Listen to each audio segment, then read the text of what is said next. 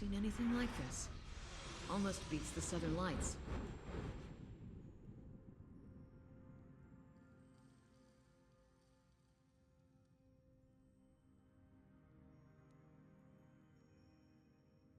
Nothing happens when you approach the Whitaker Shrine. Why not? Piercing well fills your ears as you near Whale Shrine. There is no other response. The Whitaker and Whale are not here.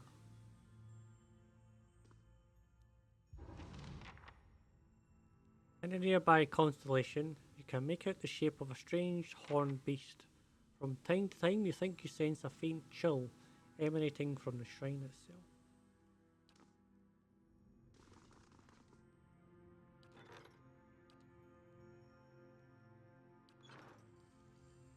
In the glittering stars of the nearby constellation, you see the grim shape of a skull. Its jaws are open wide, as if frozen in a silent scream.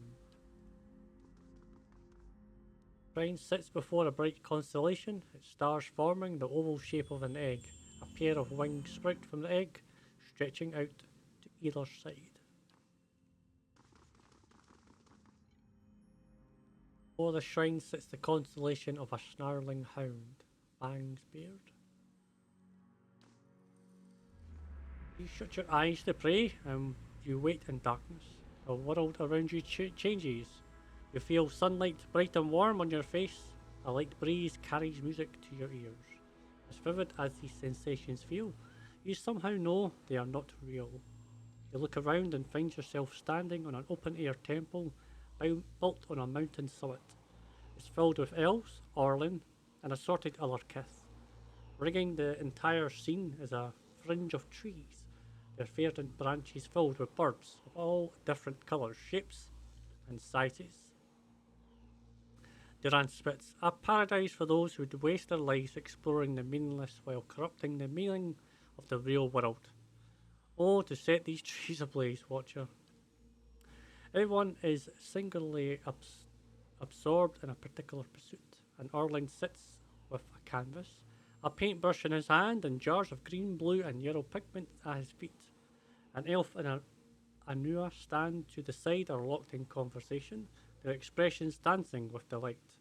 Still others scribble stanzas of poetry or crude sketches on sheafs of paper, losing themselves in the delicate minuet of lines and syllables.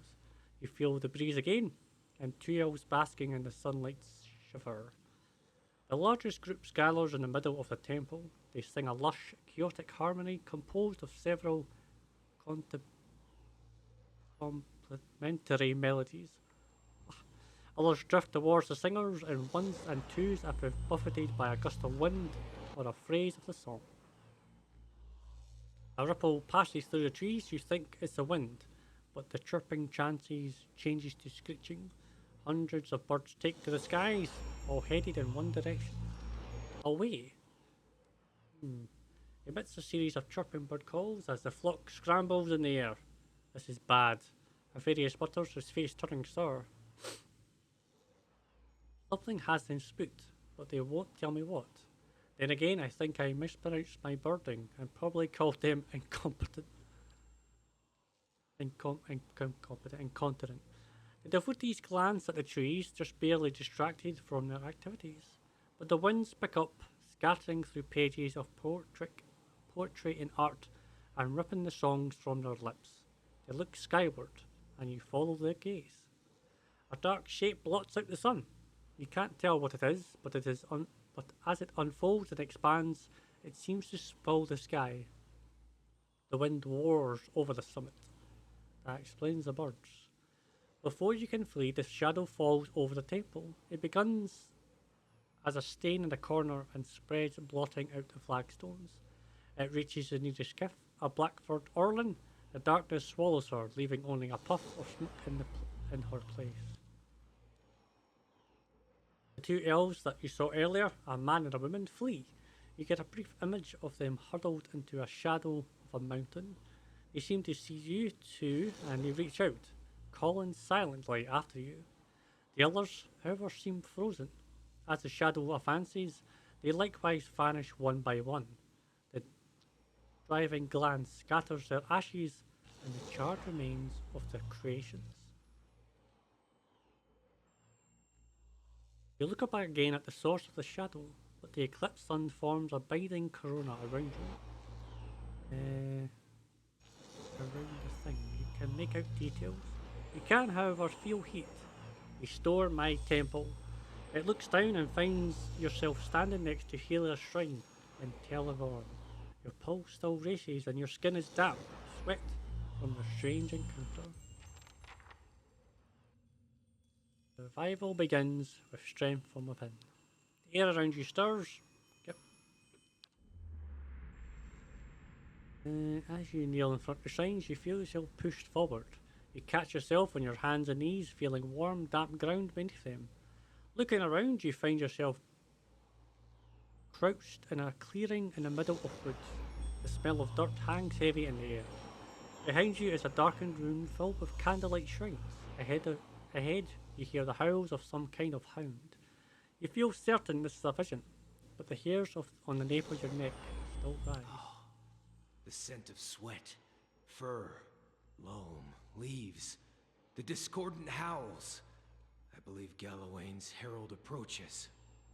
Arrow back. The beast bays in response, its voice high and clear. The thick undercroft shivers with movement and heavy paws around wet grass.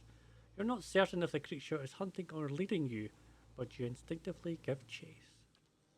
As you tumble through speckled bushes and clawing brambles, each stride feels longer than the last. You draw lungfuls of crisp, clean air and feel your energy renewed. The rhythm of your stride and the thumping of the beast's paws drive the blood thumping into your ears. You speed ahead, following the howl's cries, when a split-finger pine crashes to the ground in front of you. A massive bear lunges into the gap and roars. It catches sight of you. You turn and race in the opposite direction, leaping over the fallen tree trunk. Pine cones crunch underfoot. The bear lumbers after you. Its hot breath washes over the back of your neck, filling your nose with the rank odour of slaughter. You see the clearing just past a thicket of broad leaves and sprint toward it. As you break through the foliage, you see a massive lioness curled up in the clearing in front of you. With the last burst of energy, you divert your momentum and hurl yourself into the bushes. Any second now, you expect to feel the bear fall upon you, but a furious roar on the other side of the clearing draws your attention. The bear has stopped at the tree line. It swipes the empty air with claws large enough to rend armour, but it does not advance. The lioness, for her part, twists her body into a tight coil. She growls, her ears pressed against her head, but she makes no move to attack the intruder. Sagani murmurs to you under her breath. At this point, I've hunted all over the world, and I've never seen predators like these. You're back deeper into the foliage, keeping your eyes on the two mighty predators. As you crawl backwards, the heel of your hand brushes something furred. A warm sigh traces your cheek. You freeze in place, slowly turning your head to see what awaits behind you. Two amber eyes shine in the darkness. Holy Hound himself! It's not just his herald, it's the Lord of the Hunt! It's the Lord of the Hunt! Here! Oh my god! The Orlan drops to one knee as his hands dart about his pockets to snatch the rusted hound's head, icon buried within. The eyes meet your gaze briefly, then turn to the standoff in the clearing. The hound behind you yawns, fangs flashing. When you turn back, the lion and the bear has disappeared. In their place is a stone wolf's maw, gaping wide enough to swallow you whole. Beyond it is the outline of a temple, towering but indistinctive. Bullet must feed them all, watcher. See the true champion reign.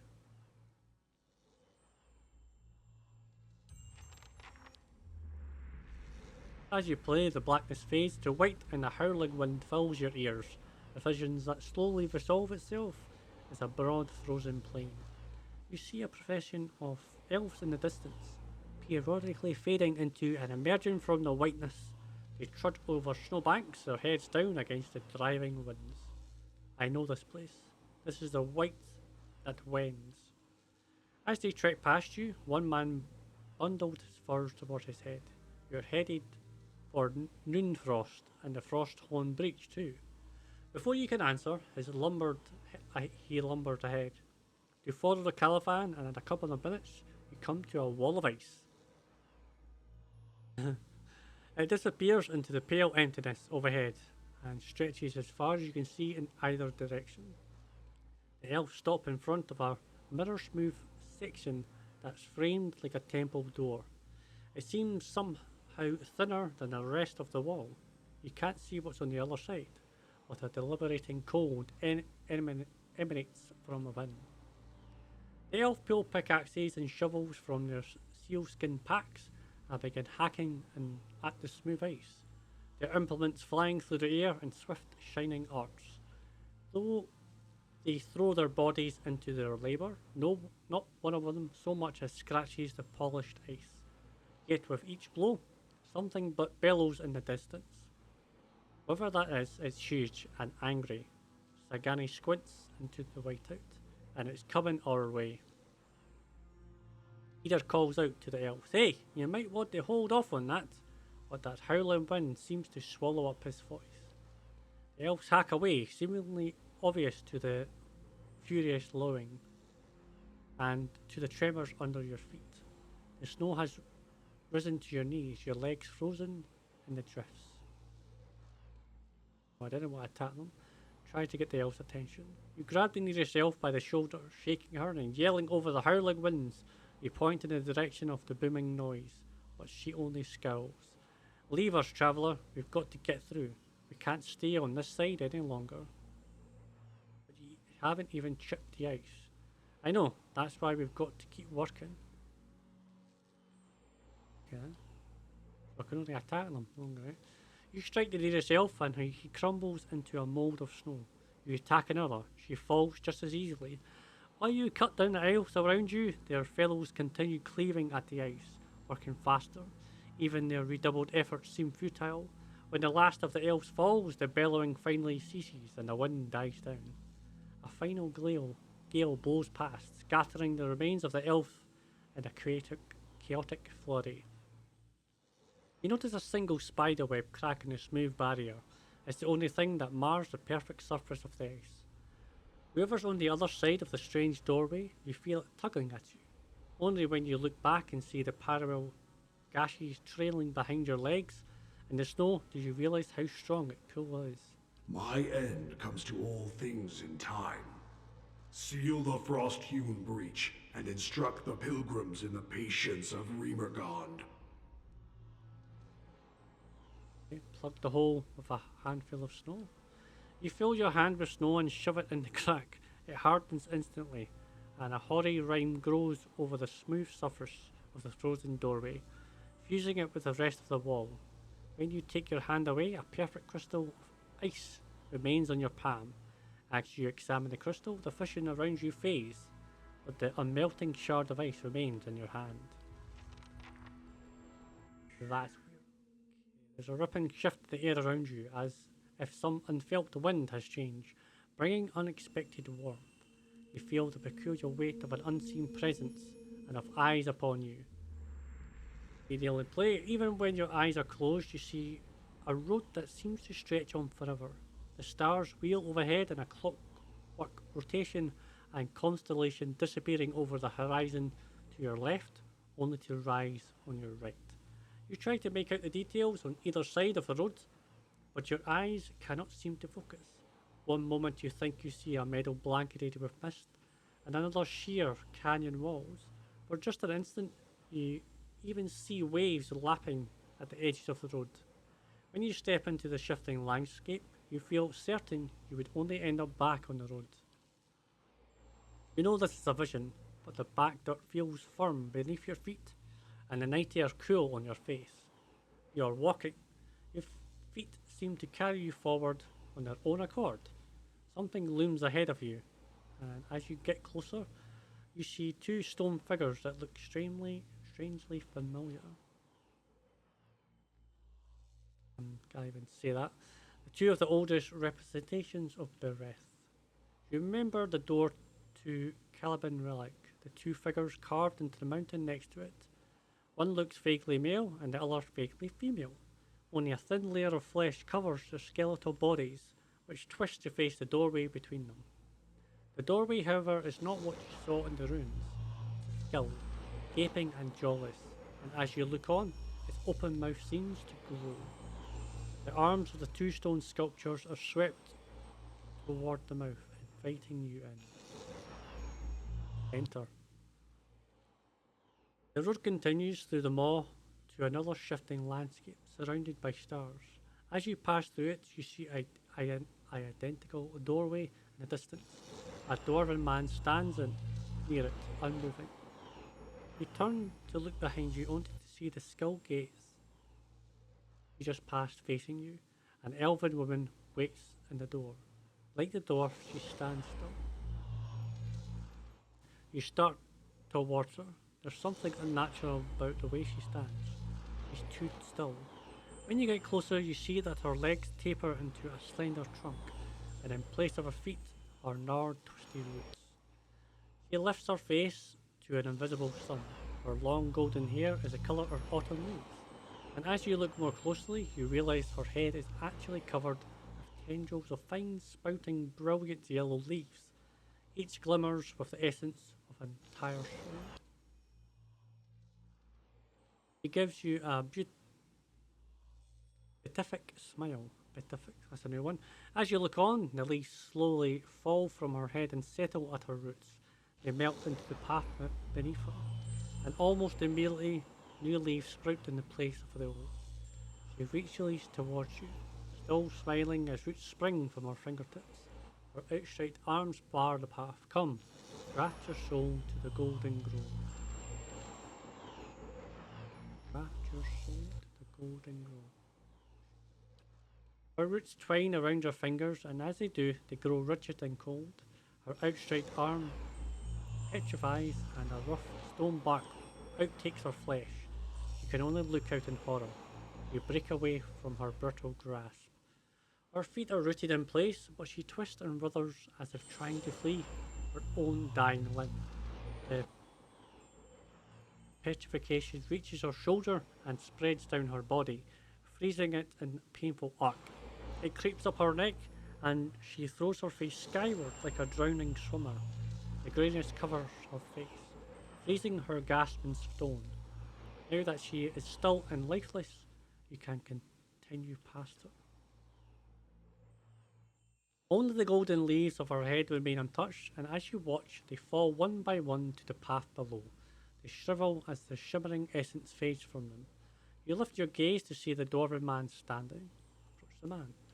You continue down the road towards him. He looks up as you approach, but you can't tell if he's looking at you or through you.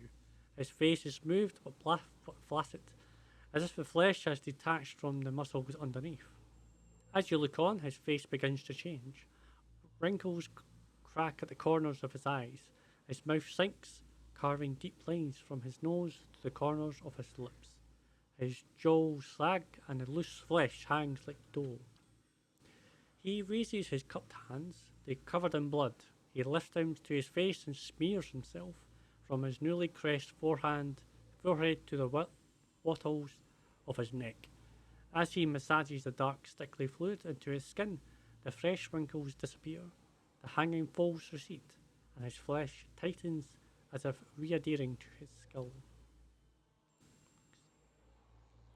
He lifts his head, and this time you know he's looking at you. His renewed face looks like a mask, artificially smooth and still. Behind it, his black eyes are two hungry pits, yawning like empty mouths of skulls. Come, make your sacrifice. Take your hand again. He grabs his hand, but his skin gives too easily under your grip. As you try to pull away, you hear a noise like dried canvas tearing. His skin splits, following a long seam that begins at the arms and stretches the length of his body. I'm not having good things here. Blood gushes forth in such quantities that you can't imagine there was ever anything else in him. Sure enough, as the dwarf empties the blood, he collapses like a dissected husk.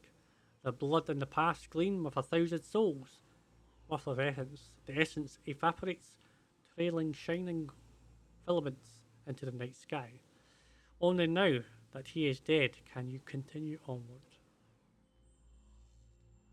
The blood pools around your feet, and a voice echoes around the road, barely more than a whisper on the breeze. Return them to the wheel. You look up and see the skull gate ahead of you. The candles of Telvar wink through the open mouth. Return them to the wheel.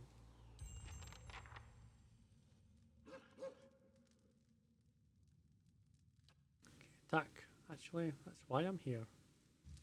Since when do the gods send mortals to collect? You're much too talkative to be the usher. This is the trouble with deities. They meddle in a world that they don't even inhabit. I hope they've promised you something better for your next life. See, folks.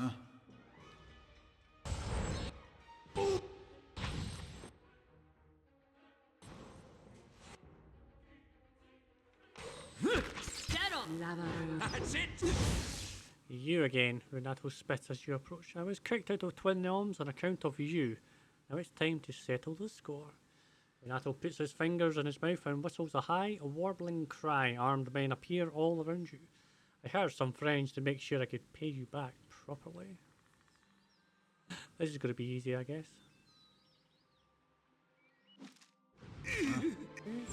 Where are you going?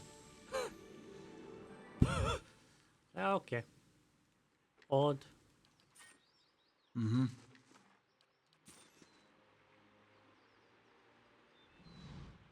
An elf stands and dies in the middle of the clearing. The ground is blanketed with leaves in various shades of russets and gold. Her eyes are closed and her arms folded in front of her.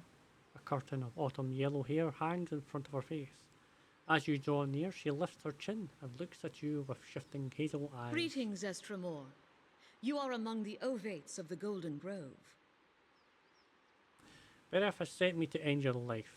It has continued for too long. And turned your turbulent passions against me, no doubt. What is a god that his voice should carry so far? And what are you that you should so eagerly obey? The gods only have dominion over what we seed, and you would cede matters of life and death to them. It's funny that they all perceive that they're all like the gods, and then when it comes to them, it's like, oh no. This gods set the rules and let us do what we will. But this is merely a test, and only a fool thinks he has been ceded anything. You do what your gods want or face the fire. This woman is about to become an example. Are you any different? You extended your life beyond its natural span. Oh, work and wisdom, the greater the tree, the more the fruit it may yield. She nods at the ovates gathered in the clearing, their vines climbing an ancient elm into the sunlight. My growth sustain them, should our harmony fall prey to the gods' jealousy. And where exactly would she lead them? She's blind to the limits of her own wisdom. Theirs. They learn nothing apart from you. This is what you demand of the other ovates. You're no different from the Ignoir or the gods. Storm of protest brews behind her colour-shifting eyes. She says nothing for several seconds, but you see the fury slowly drain from her face as her eyes fade to the brown of dead leaves. Finally, Eora lowers her head. Your words carry truth and shame. It was never my desire to diminish my followers, but I can see where perhaps my roots left no room for them to grow. Very well, if my season has ended, then let me pass with it. As she closes her eyes, the warmth and colour drain from her body. Her breathing slows, her ashen skin stiffening with a dull patina. When the last sign that leaves her lungs, cracks carve their way across her flesh, dividing it into hardening ridges. Within seconds, Eora has petrified, her back encrusted, face down, face turned towards the ovates below the dais. Well, that was easy. Suppose. One god down.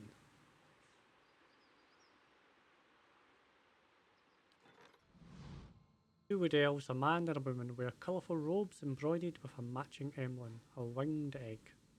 Apart from her clothing, they couldn't be more different. She folds her arms and continually scowls at the broken walls around him. He, on the other hand, mutters prayers, his shade-dampled face as tranquil as the cold, cloudless sky. Just how are we supposed to worship the Sky Mother from among the weeds, This is a disgrace. Calm yourself. We should be grateful that she protected us from the winged terror. Besides, even here we have a visitor. Actually, I received a vision from her. She bid me speak with you about the menace that settled over her temple. A vision from the goddess herself? What a rare and fortunate blessing. Your vision did reveal that the menace is a dragon, yes? Nope. To be brutally honest, I expected the Sky Mother would summon a whole flock of warriors to fight this monster. I fear so few will be like sparrows attacking an eagle. But if Helia has tasked you, then who are we to doubt? Onwen is right. However, you must prepare yourself for a powerful and crafty foe.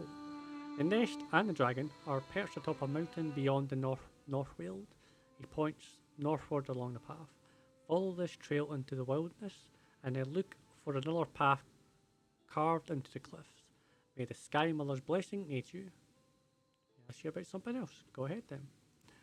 Questions about the dragon? Well, I'll tell you as much as we can. Has this sort of happened before? Never. Our order would have started to resemble the Fangs a long time ago. Perhaps there's a reason this happened now? Oh, let us be clear. You suggest that there's some misguided to our midst.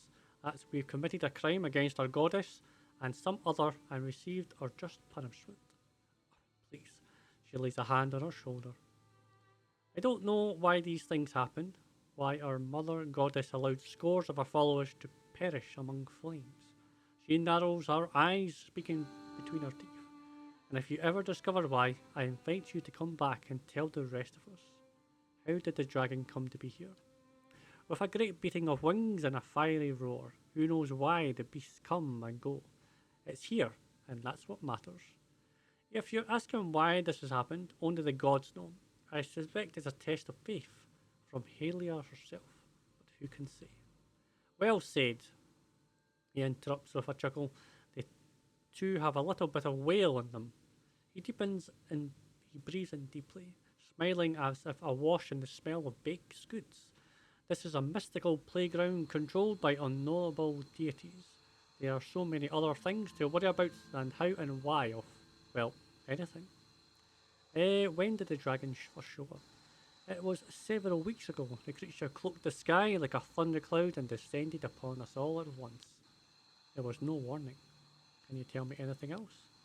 She opens her mouth, a crooked sneer on her face, and seems to think better of whatever she was about to say. After a pause, nothing. This is a temple of Helia. You hear this, Wag?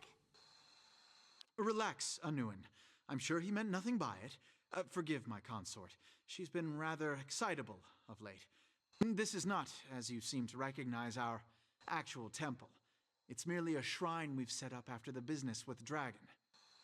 I'd like to know more about Helia. Why, she's the goddess of song, art, the sky, and maternity. Oh! She's gentle and brilliant, speaking to her followers in dreams, inspiration, and birdsong. It is said that she wears a cloak adorned with a feather from every bird known to kith or wilder, and that she manifests in the flocks themselves.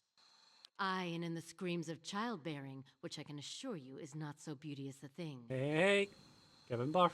And this is true, which is why midwives are widely considered clergy of Helia, as are many artists and poets. In any case, those of us who follow her feel closest to her splendor in a place where we might share light, song, and a view of the blessed sky. Okay, cookie. Nest above